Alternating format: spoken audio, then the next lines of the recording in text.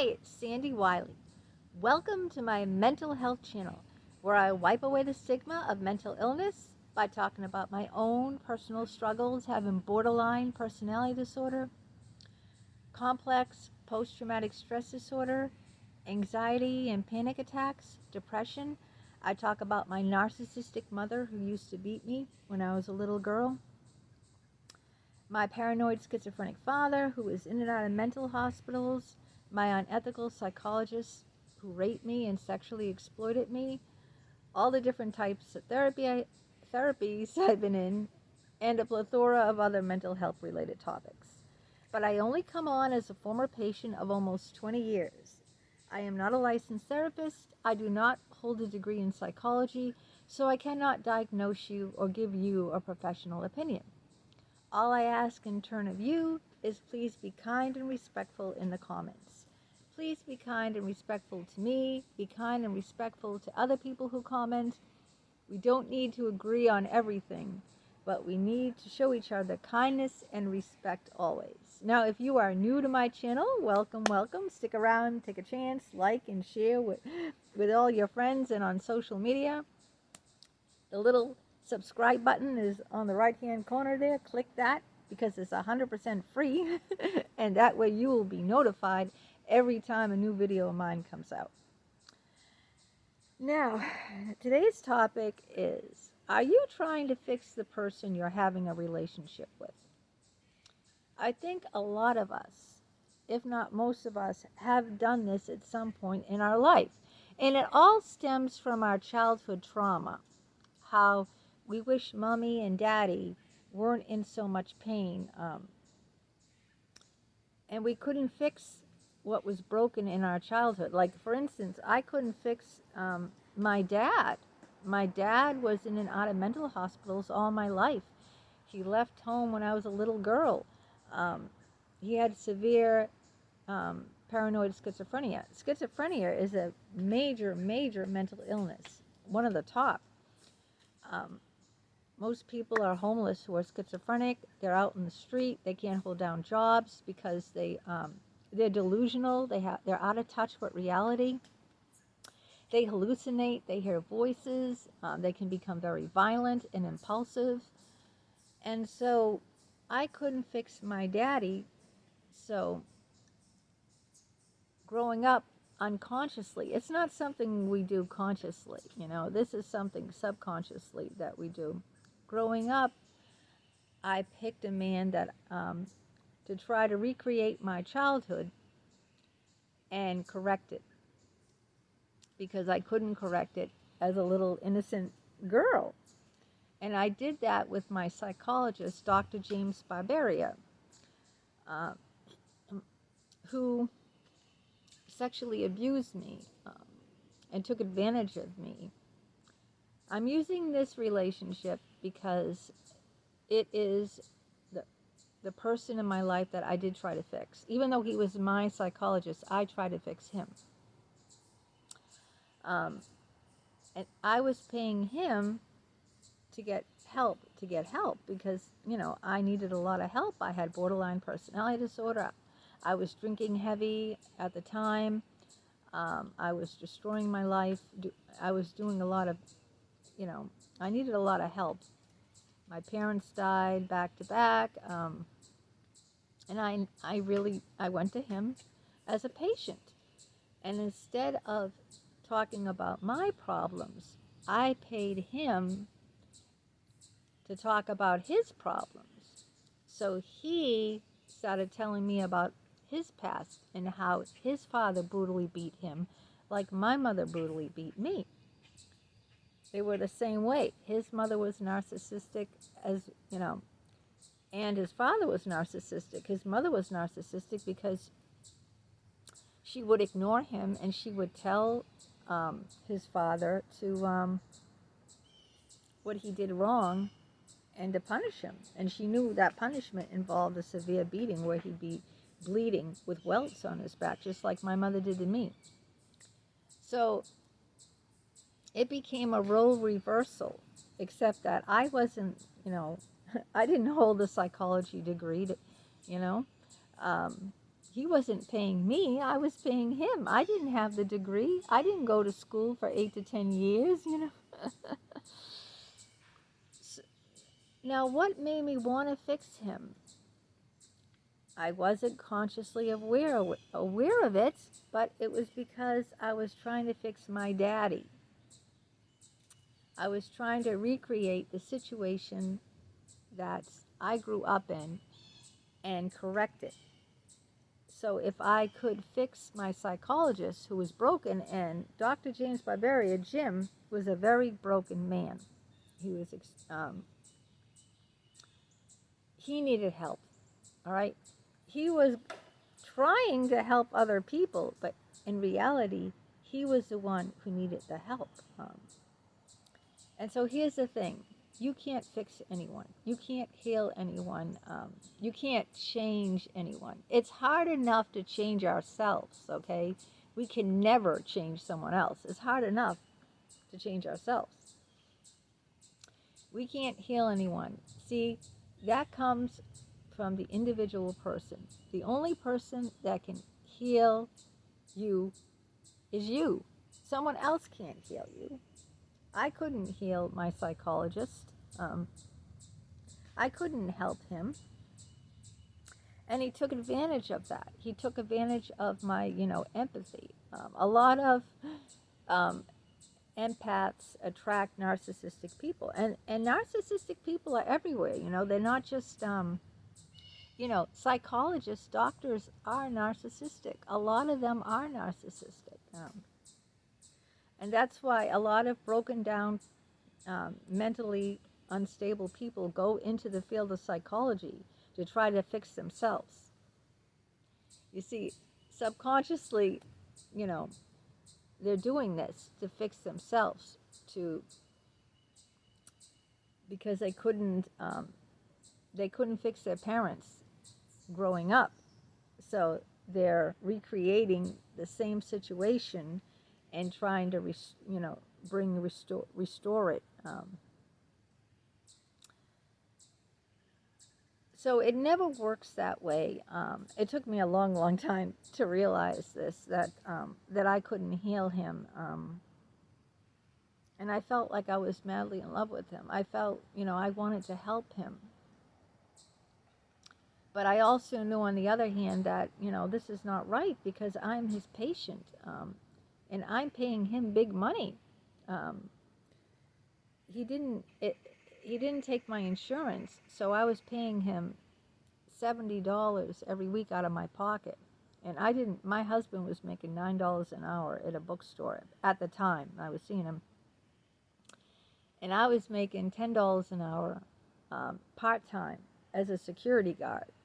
So, do the math. What is that? I'm working part-time, like 25 hours a week at $10 an hour. My husband's making $9 an hour, 40 hours. I don't even think my husband was working 40 hours a week, maybe like 36 hours a week. We weren't getting by, and I'm shelling out $70 every week to listen to this man's problems.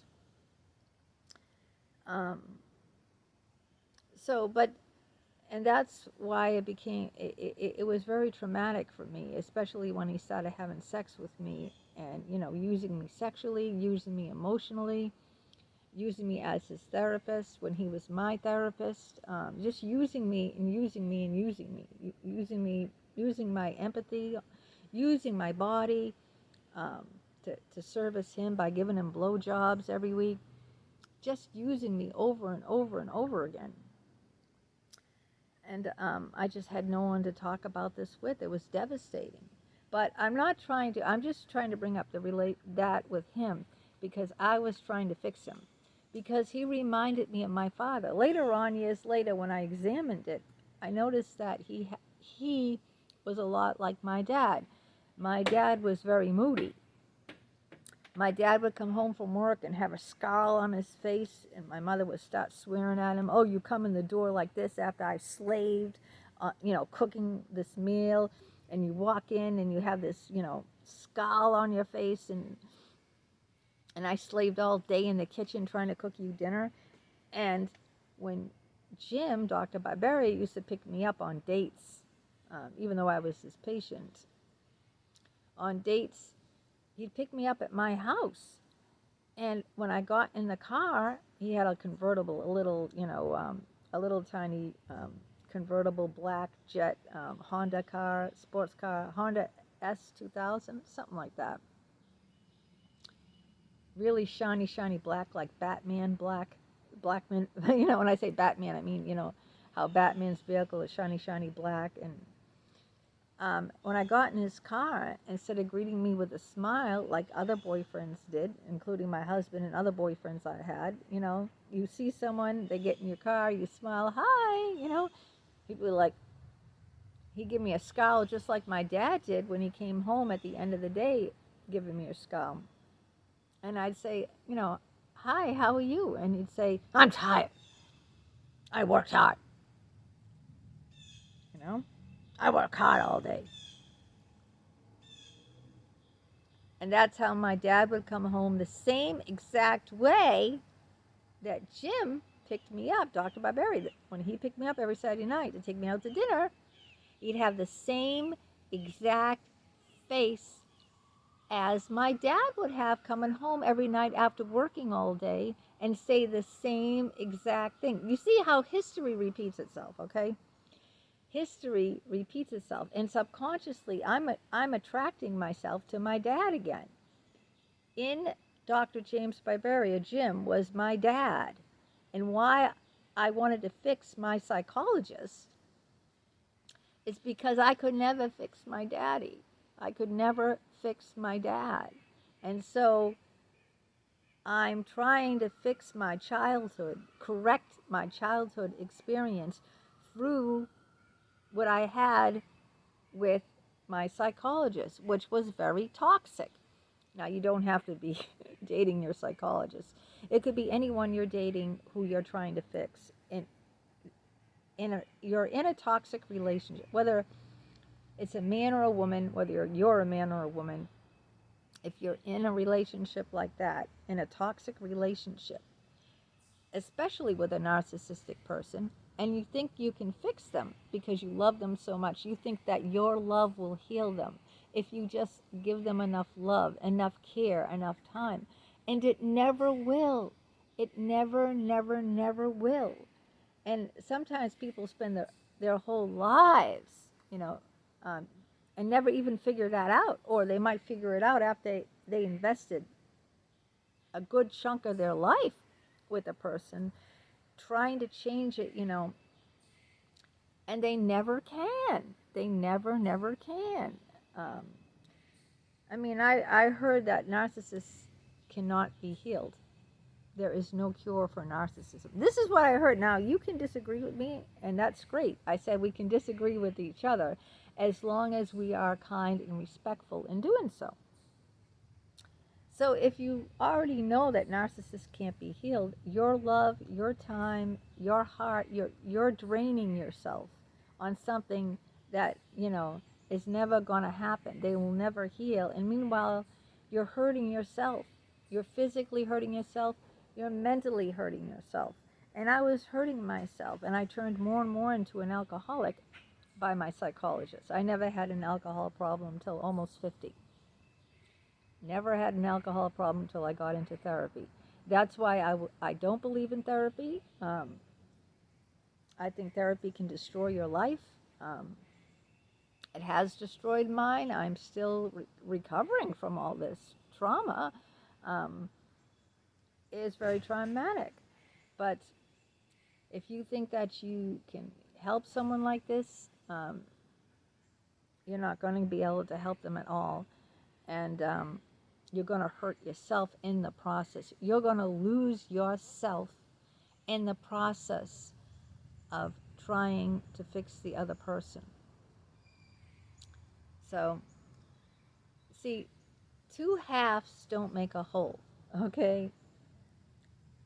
Before you have a relationship with someone, you need to be whole. You can't bring a piece of yourself and expect another person to bring a piece of themselves and then you need to do the inner work first. You know, you need to heal. You need to do the inner work before you're able to have a healthy relationship with someone else. And they need to do the inner work before they can have a healthy relationship with you. So if you're a broken person, you need to work on yourself before you get into another relationship, especially if you bring children into it. Whoa, whoa, whoa. That's a totally different, right there.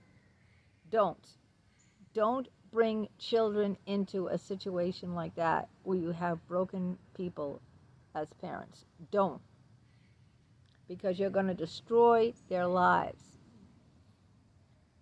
When you have children, you need to be, a together person, all right? Because if you're raising a child, it takes a lot to raise a child, and a broken person who isn't healed themselves cannot raise a child. They can't. It's going to just be the domino effect. Your parents broke you, you're going to break your children, and they'll grow up and probably do the same, and the chain got to be broken at some point. Luckily, that psychologist, Jim, Dr. Barbarian, never had any children. So the poison didn't get passed on in the genes, if you know what I mean, because he never got healed, and he died at 62, a broken man who lost his career, lost his money, lost everything, because he never fixed himself. He's trying to fix other people, but he didn't fix the most important person for him to fix first was himself, and he never fixed himself first, so he couldn't fix other people. He couldn't, because if you can't even fix yourself, you're never going to be able to fix other people, and you can't. So just be aware if you're an empath. I know a lot of my subscribers are empaths, and I know that they want to help other people. They want to, empathic people are drawn to it, but you have to realize that, you can't do that as much as you want to. You can't, and you're only going to hurt yourself in the process of trying to. And that's what happened with me. I never did fix my psychologist. I never fixed him, and I ended up an alcoholic and broken down and getting into pornography, stealing, I got into a lot of bad stuff because I was broken and he was broken, and I couldn't even, I couldn't fix myself, and he couldn't fix himself, and we certainly couldn't fix each other. So you have to work on yourself before you enter any relationship. You shouldn't even be in a relationship unless you've done the work yourself, the inner work. And it's very important to do that inner work and to realize these things. I know that a lot of times, we're empaths. We want to mother people. We don't like to see people suffer. We want to help, but we're just, we're just hurting ourselves and destroying our lives in the process. So just work on yourself, and if you work on yourself, believe it or not, you will attract the right kind of people. If you do the inner work and you work on yourself and you don't look outside of yourself for happiness or anything, and just work on yourself, trying to stay physically and mentally fit. It's not just physically fit, like being the right weight and everything, and exercising and eating nutritional. Mentally, you have to be fit too. You have to be at a good place mentally. And if you do that, you just concentrate on you, not on the other person, you will attract mentally healthy people towards you. That's how it works. Believe it or not, that's how it works. So just work on yourself, being the most healthy version of yourself. That goes for mentally and physically healthy. Take care of yourself. Take care of your own needs, okay? And then you will attract people who are mentally and physically healthy too. And then you will have very nurturing and healthy relationships, all right? So look inward first instead of looking outward to help other people, because only they can do the work. All right, let me know what you think in the comments. Are you an empath? Have you tried to fix your significant other or other people in your life? Have you played that role? How did it turn out for you? Have you ever been in a relationship with a narcissist? Let me know how that goes. Do you think that narcissistic people can be helped, can be reached? What do you think? Let me know in the comments below. I love to hear from you. And let's have an ongoing dialogue, an ongoing conversation.